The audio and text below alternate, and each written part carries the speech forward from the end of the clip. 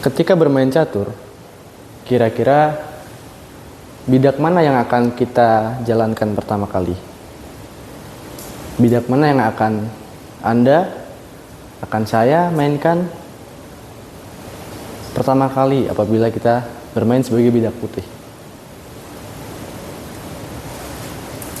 Kebanyakan orang mungkin akan memainkan pion di depan raja. Sebagian juga mungkin akan memainkan pion di depan ratu. Atau sebagian kecil mungkin akan langsung mengeluarkan kudanya.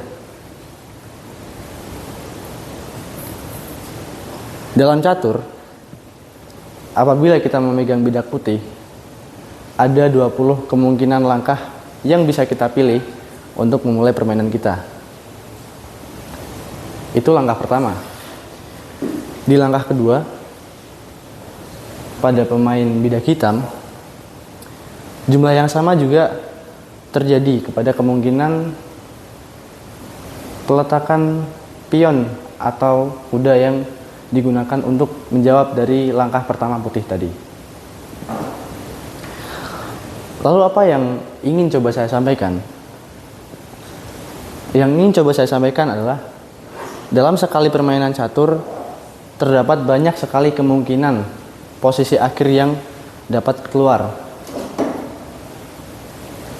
Banyak di sini, seberapa banyak? Apa mungkin sebanyak atom di alam semesta? Dan jawabannya relatif. Untuk saat ini, ya. Karena menurut space.com, jumlah atom di alam semesta yang teramati saat ini berjumlah sekitar 10⁻80. Angka 10 dengan 80 angka 0 di belakangnya. Lalu seberapa banyak kemungkinan permainan catur tadi berakhir? Menurut chess.com, ada yang namanya Shannon number, yaitu sebuah kalkulasi yang mengakumulasi sekitar kira-kira 10,120 kemungkinan dalam satu kali permainan. Jadi kembali ke pertanyaan awal tadi, jawabannya adalah iya, bisa jadi bahwa dalam satu permainan catur ada sangat banyak kemungkinan sehingga dia bisa melebihi jumlah atom di alam semesta yang teramati saat ini. Mungkin bagi kita catur itu terlihat sederhana, tapi 10⁻120 adalah angka yang tidak kita temukan sehari-hari. Berikut adalah beberapa sistem opening dalam permainan catur. Jadi sistem opening dalam permainan catur adalah langkah pertama hingga sekitar langkah kelima dalam awal permainan. Setelah opening, maka permainan akan menuju ke babak middle game dan juga late game. Nah, pada zaman dahulu, apabila seseorang ingin belajar catur, strategi-strategi catur dan lain-lain pengetahuan tentang catur itu masih terdokumentasi secara fisik, kebanyakan di buku-buku. Dan apabila seseorang ingin menaikkan kemampuan bermainnya, maka orang tersebut harus mengulik sumber-sumber fisik tersebut, harus mengulik buku, harus bermain melawan orang lain. Tapi hal yang menarik terjadi di 1957. Salah satu engineer dari IBM, Alex Bernstein kalau saya tidak salah, membangun sebuah komputasi permainan catur pertama. Jadi sebuah komputasi yang tujuannya adalah menjawab pertanyaan, apakah kiranya komputasi komputer itu bisa menyaingi manusia dalam konteks permainan catur. Dan hasilnya, komputasi tersebut atau program atau engine tersebut bisa memenangi beberapa kompetisi catur amatir, namun belum selevel Grandmaster. Nah, seiring berjalannya waktu, ada loncatan besar di 1980, yaitu Deep Blue. Pada tahun 1982, kalau saya tidak salah, IBM dengan tim dan orang-orang yang baru melahirkan Deep Blue. Sebuah komputasi, sebuah engine atau mesin yang bisa dibilang sebagai penerus dari mesin yang pertama tadi, yang dibuat bukan hanya sekedar untuk main catur, namun dengan ambisi untuk mengalahkan juara dunia pecatur yang manusia tentunya. Deep Blue ini setelah mengalami beberapa pengembangan, terjadi sesuatu yang lumayan bersejarah. Pada 1966, kalau saya tidak salah, terjadi match antara Deep Blue melawan Garry Kasparov, yaitu pecatur asal Rusia dan juga juara dunia catur saat itu. Deep Blue mengalami kekalahan. Namun, setahun kemudian pada 1967, saat game match catur yang terjadi atas 6 permainan, Garry Kasparov menang pada babak pertama. Babak kedua, Deep Blue menang, dilanjutkan dengan 3 babak seri, dan terakhir Deep Blue berhasil mengalahkan Garry Kasparov. Hal yang sebelumnya mungkin belum terbayangkan oleh para pemain catur, di mana juara dunia catur bisa terkalahkan oleh mesin, oleh kecerdasan buatan.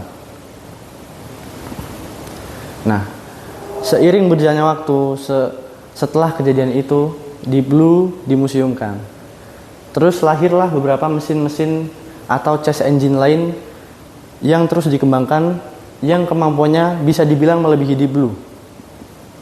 Seperti contohnya, ada Leela Chess Zero, ada Stockfish, ada AlphaZero. Dahulu Deep Blue hanya diformulasikan untuk bermain catur dari kalkulasi database yang diberikan. Berlanjut ke Stockfish yang open source. Lalu ada juga chess engine yang self-learning, yang bisa belajar sendiri seperti AlphaZero. Kedatangan para chess engine ini mengubah skena catur di dunia. Para pemain, para pecatur, style mereka kemudian berubah. Pada zaman modern, hampir semua orang menggunakan chess engine. Tidak luput juga sang greatest of all time dari dunia catur. Pria di foto ini adalah Magnus Carlsen. Dia adalah world champions dari Norwegia, kalau saya tidak salah, selama 1 dekade.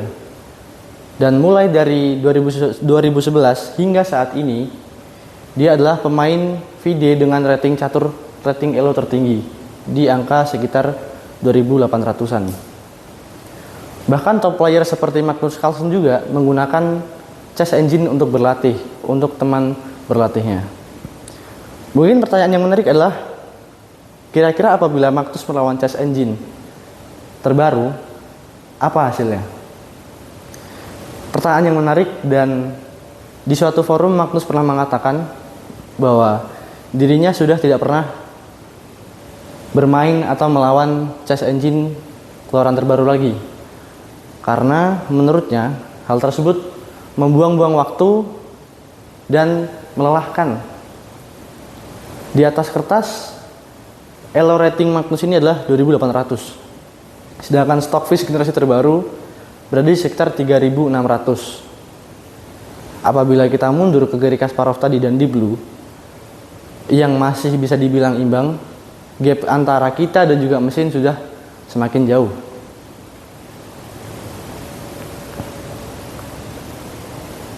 Nah, lalu bagaimana chess engine dalam permainan catur modern? Selain mengubah playstyle, selain mengubah gaya bermain orang-orang, chess engine juga mengubah keseharian mungkin orang yang tidak bermain catur sama sekali. Pemain level rendahan seperti saya atau mungkin beberapa dari kita, bisa saja kita awalnya tidak bermain catur, kita pengen main catur, kita tinggal search di HP, kita cari beberapa platform, chess.com, lichess.com, dan lain-lain. Banyak sekali platform yang bisa kita pilih untuk bermain dan berkembang, bahkan bisa sampai ke turnamen amatur. Banyak yang mengatakan bahwa chess engine ini membuat permainan modern terasa repetitif, terasa kaku, dan terlalu teoritis, terutama di bagian opening. Namun ada juga beberapa yang mengatakan bahwa kemunculan artificial intelligence dan chess engine ini adalah sebuah kemajuan zaman yang memudahkan kita, yang membantu kita, sekaligus menantang kita untuk berkembang lebih jauh lagi. Lalu bagaimana menurut saya? Menurut saya, kita tetap bisa bermain catur, kita tetap bisa menemukan kesenangan dalam bermain catur dan melihat orang bermain catur seperti kita melakukan dan melihat orang lain maupun kita melakukan aktivitas olahraga lain. Karena chess engine seperti Stockfish, AlphaZero, dan lain-lain, walaupun secara angka mereka sangat kuat, mereka akurasi, presisi, melebihi intuisi kita, namun mereka tetaplah mesin. Dalam permainan, kitalah yang memberi catur ini emosi, memberi catur ini makna. Kita bisa saja melihat AI melawan AI, chess engine melawan chess engine. Namun rasa frustasi, rasa emosi, kelelahan, itu hanya ada pada manusia. Lalu izinkan saya mengutip satu kalimat yang saya dapat ketika menulis skrip untuk penugasan ini. Karena terhubung dengan manusia lain dan memuji kejeniusan mereka hanya dapat dilakukan ketika dua manusia bermain bersama. Sekian dari saya. Terima kasih.